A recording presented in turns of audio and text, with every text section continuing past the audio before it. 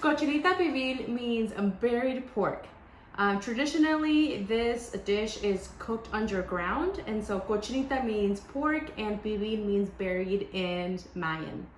Before we start this, I want to show you all of the ingredients that I'm using today and the importance of marinating the pork before we start to cook it. So I am using pork shoulders or pork butt, it's the same thing. This is a really nice pork to use because it slow cooks really well. It has a lot of fat, and so the meat becomes very tender. It pulls apart. It's not dry at all. Okay, so this is my favorite type of pork to use when making cochinita pibil.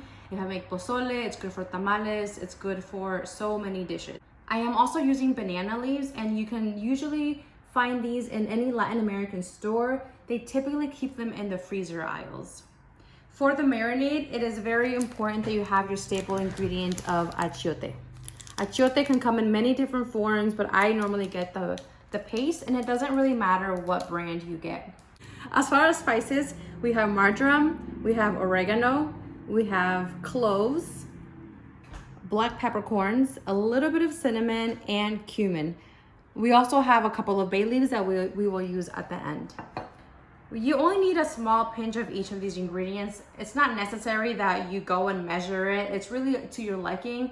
Some people don't like a lot of cumin, so they use less. Some people really like oregano, so they use more. And we also have a very important part of the dish, which is the citrus. Typically in Yucatan in southern Mexico, they use sour oranges, but because we can't really find those here, we use a combination of regular oranges and limes. You can also use lemon. Something else that helps the citrus is adding a little bit of vinegar.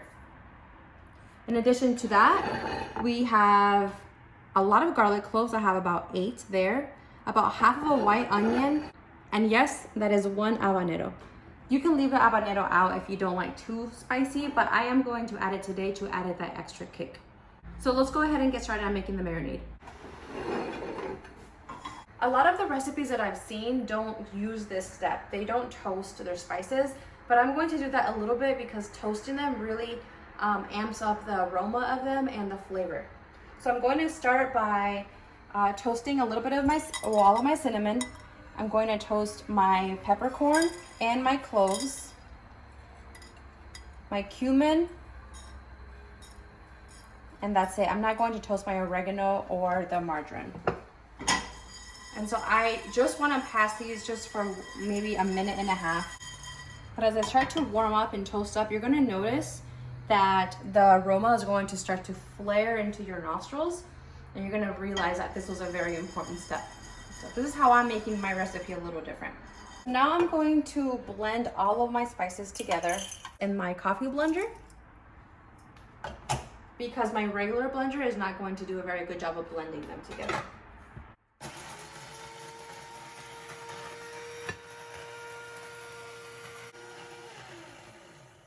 Ooh, you smell that? Smells good. Okay, so I'm adding that to my regular blender now. If you have a really badass blender, then go for it. I just don't have a Vitamix yet because, you know, estamos en la crisis. Now I'm going to add everything else.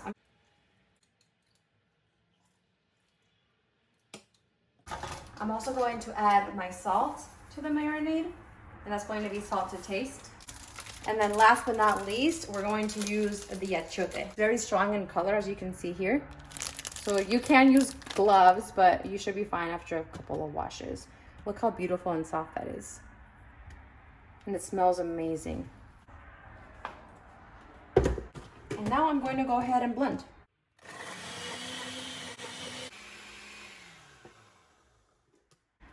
I almost forgot the vinegar. Just a splash.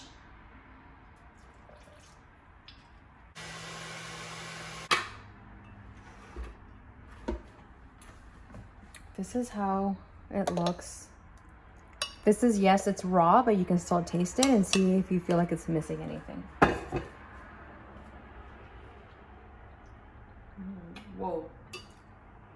The habanero in there gave it such a nice kick. Aside from that very strong flavor of all of the spices and the citrus coming together, you also get such a bright red. It's almost like a brick color. Look how beautiful that is.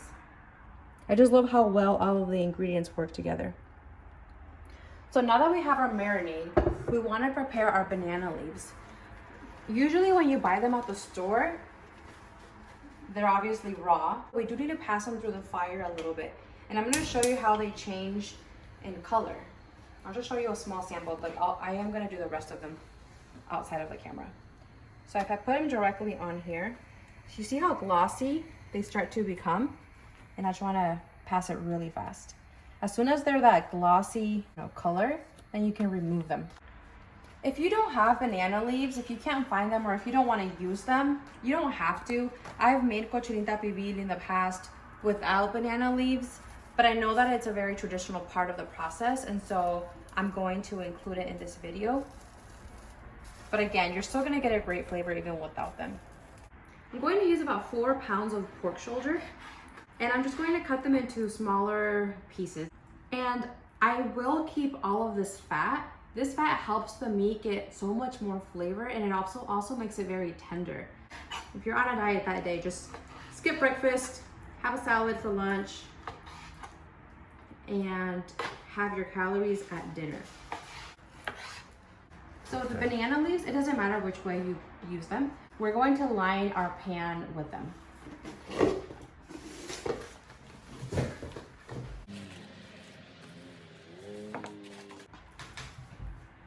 Now that I've lined my pot, I'm going to add my pork all around evenly.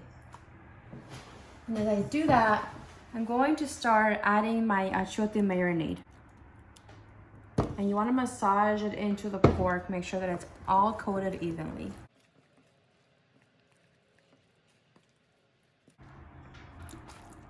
You want to add the rest of your pork and do the same. This recipe for the achiote marinade, it makes quite a bit. You aren't gonna need all of it, I don't think. So you can save some, you can freeze it. That citrus and the vinegar serves as a natural preservative. So you can keep that in the fridge for a couple of weeks, or you can just freeze it if you'd like. I'll add a little bit more, but I'm gonna save the rest so that next time I make Cochinita Pibil, it will be such an easy process. All I have to do is coat everything. Now that I finished coating it, I'm just going to cover the top with some sliced onions and a couple of bay leaves, 3 of them. So now that everything is nicely put together, those onions are gonna make me cry. I'm going to cover the rest of this with banana leaves. So now that I have this nicely covered, I'm going to put it in the refrigerator and let it marinate for about 6 hours.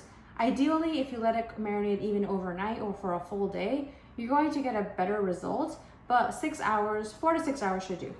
A very typical garnish that we typically eat with Cochinita Pibil is pickled onions with habanero, a lot of lime, a little bit of salt, and oregano.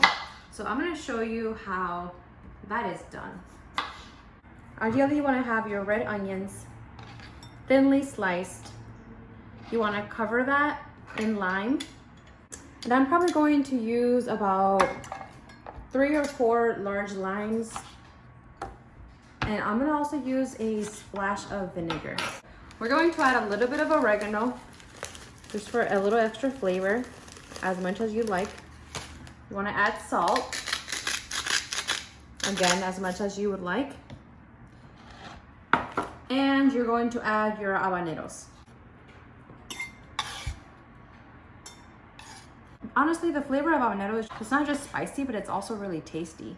But if you feel like it's too spicy for you, try just adding half of one, or even just sticking to serrano peppers or even jalapeno peppers. But to get the full taste, the full experience of Cochinita Pibil, I strongly recommend using habaneros.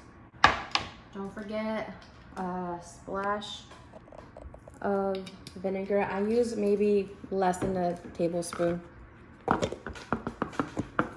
Shake it up and just let this marinate while your meat is marinating. That way, when it's time to serve them, they will be nice and soft. So it's been about 5 hours and I'm ready to cook my Cochinita Pibil. I'm gonna put the stove all the way on high just so that it grabs all that heat. And then once it's boiling a little bit, I'm going to just let it simmer on a medium low. Because we have leaves in here, I'm going to just add a little bit of water, about 1.5 cups, to that outside layer of the leaves. This will cook for at least, I would say, about 2 hours. You can be checking on it. You want it to pull apart very easily with a fork, and that's when you know it's ready. Cochinita Pibil is typically served with tortillas hechas a mano, so homemade tortillas. You obviously don't need to eat them that way. You can use store-bought tortillas as well, but I'm going to go ahead and make some today.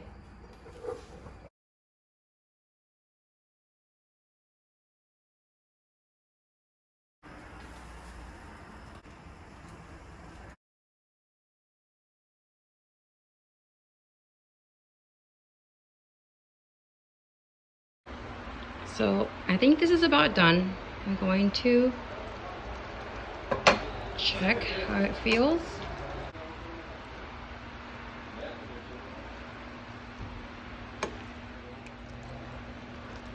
And it looks like this is falling apart nicely, so I'm gonna turn it off. Excited, I went ahead and shredded the pork before I served it on my tortillas. And I also passed the tortillas through a little bit of oil so that they just have a little more flavor on them. These are the onions that I made earlier. Oh my gosh, it looks so good. Going to add a little bit of cilantro. And I made a aguacate tomatillo salsa. Let's see how they taste. Do you see that?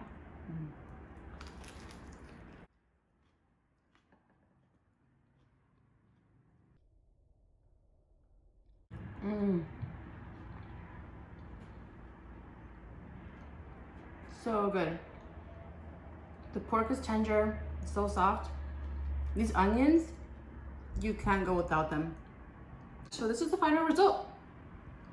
I hope that you enjoyed watching this video, and I hope that you get to make them and share this experience with me. Thank you.